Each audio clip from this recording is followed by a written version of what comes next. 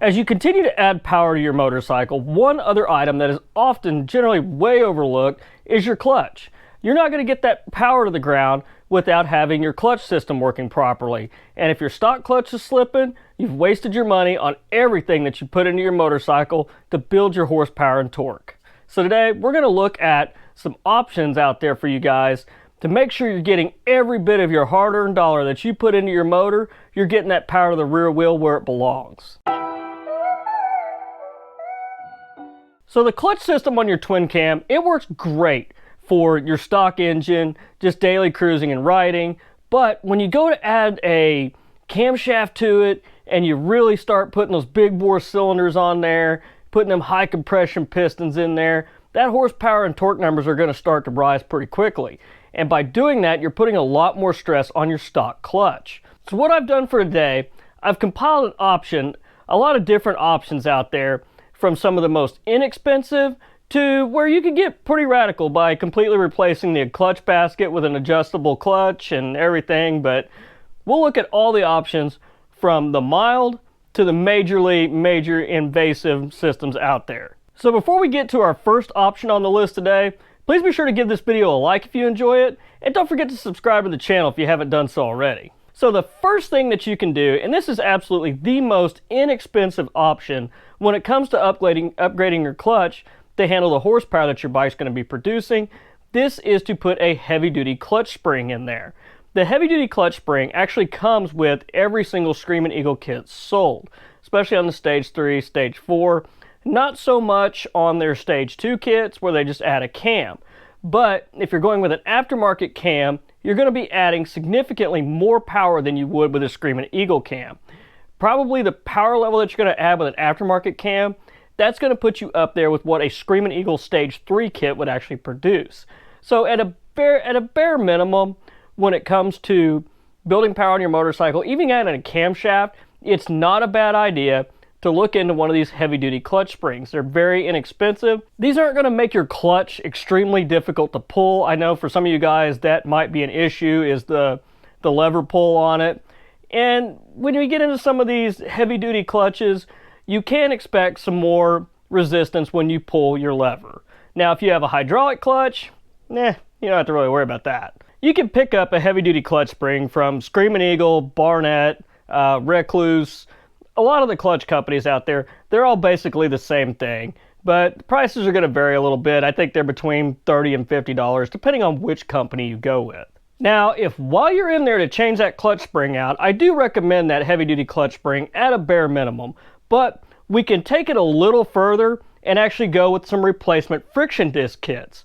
And I really like these replacement friction disc kits because the material that they're going to use in these kits is going to be superior to the standard material, and it's also going to last longer, especially if you've got a high horsepower, high torque engine. Now, when it comes to a friction disc replacement set, Screaming Eagle offers one, which is definitely a much cheaper option than a lot of the aftermarket clutch components out there. They say it's better than the stock one. They say it lasts longer. They say it has higher quality materials, but coming from Harley-Davidson, I kind of leave that up to you to decide whether you want to go with the Screaming Eagle clutch or not. When it comes to aftermarket friction disc sets, I really like the Recluse Torque Drive. Now, this is a much more expensive option. Now, while the Recluse is much more expensive, it does add 6 additional friction discs. The Recluse provides 50% stronger clutch engagement, and it also doesn't increase the effort required to pull your clutch lever. Now, moving on from just a basic spring and replacing your clutch pack, you can actually go with a complete adjustable clutch hub. Now, Screaming Eagle offers an adjustable clutch hub, which is good up to 160 foot-pounds of torque. And this also has 6 individual coil springs in there, which you can manually adjust to your liking. With the Screaming Eagle clutch hub, you can use this with your stock clutch plates, or you can go ahead and replace them with the Screaming Eagle clutch plates. Now I want to get to my favorite clutch upgrade out there. This is the variable pressure clutch. These are straight bolt-on items. They don't increase your lever effort, and they also help put that power to the ground even with your complete stock clutch system. And if you go with one of these, you don't necessarily need to put in a heavy-duty clutch spring.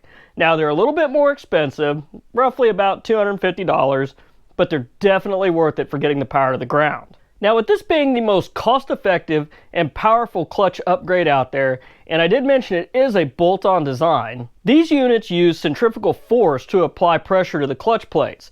Now, as your RPMs rise, and with rising RPM comes rising torque and rising horsepower, these units apply more pressure to that clutch to keep it from slipping. These units have high torque handling capabilities, and they don't increase the lever effort whatsoever. Now, with that being said, depends on which design you go with. If you go with the heavy duty springs, you are going to have about a 20% increase in lever effort. These provide smoother clutch disengagement at lower speed, and like I said, they bolt on to the stock clutch right behind the stock clutch cover without any further modifications needed. Now, the first variable pressure clutch kit I want to look at today is obviously the Harley-Davidson option from Screamin' Eagle. Now, the Screamin' Eagle option, you can buy this directly from your Screamin' Eagle dealer. You may even be able to order it online.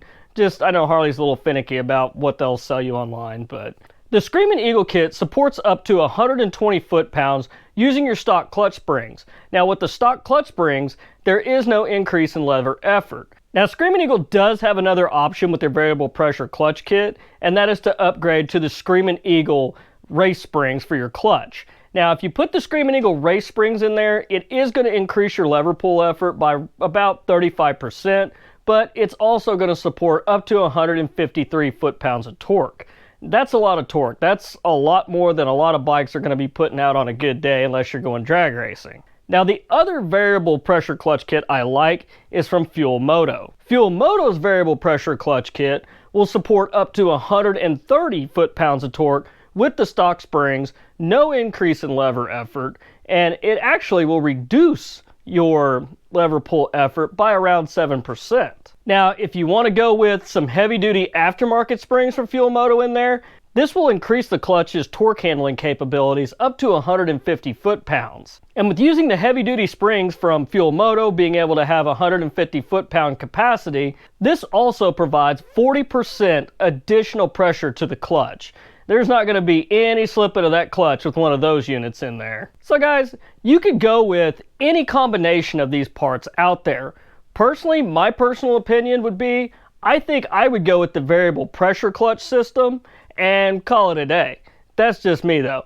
But my ideal setup when it comes to these clutch systems would be, I would probably go ahead and put a good set of aftermarket clutch plates in there, maybe something from Barnett, Recluse, and then go ahead and put the variable pressure clutch system in there. I like the variable pressure clutch because it doesn't increase the lever pull effort, which that's kind of a moot point if you have a hydraulic clutch. But if you're using a cable clutch and you're riding all day, that could really become a nuisance. So while that variable pressure clutch costs a little bit more money, I think it's probably about right in the ballpark of what anybody needs riding on the street. You're not increasing lever effort, and like with the Fuel Moto, you can actually get up to 40% increase in clutch pressure.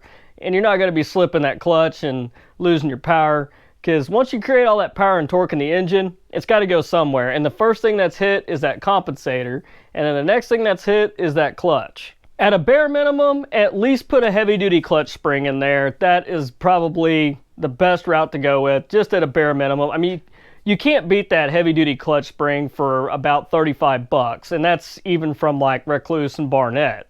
So at a bare minimum, do that. If you really want to go all out and change out the clutch basket, put it in there with adjustable, I don't really feel like that's completely necessary unless you're racing. But I think if you are building a very powerful, very high torque, high horsepower engine, you're definitely going to want to look at getting an upgraded clutch, at least a variable pressure clutch.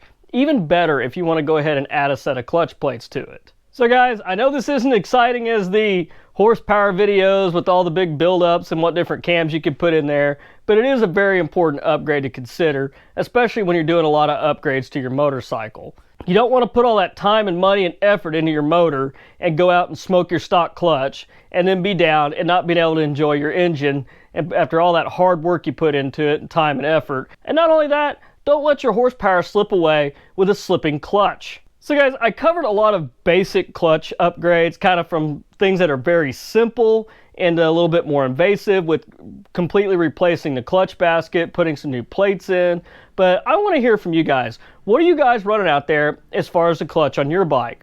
What have you done to it? What kind of upgrades do you have? Did you have any problems just with the stock clutch slipping? Did you put a heavy-duty spring in there? Or did you go with the variable pressure? Or did you replace the whole basket, put some new plates in that thing? Did you go all out on it? I want to hear from you guys. Let me know in the comments what you've done to your clutch system on your bike. So guys, that's all I've got for you this week. I want to thank you guys for watching. I really appreciate you bearing with me. A couple weeks ago during that ice storm, that was a complete nightmare. We pretty much got everything cleaned up and back to normal around here. I am just super thrilled to be back making videos for you guys, being back out here, doing my thing. But anyhow, guys, it's getting cold out there. Be sure to put them leathers on, stay warm while you're riding. Take care, watch out for the cars, and I will catch you guys next week. Thank you for watching.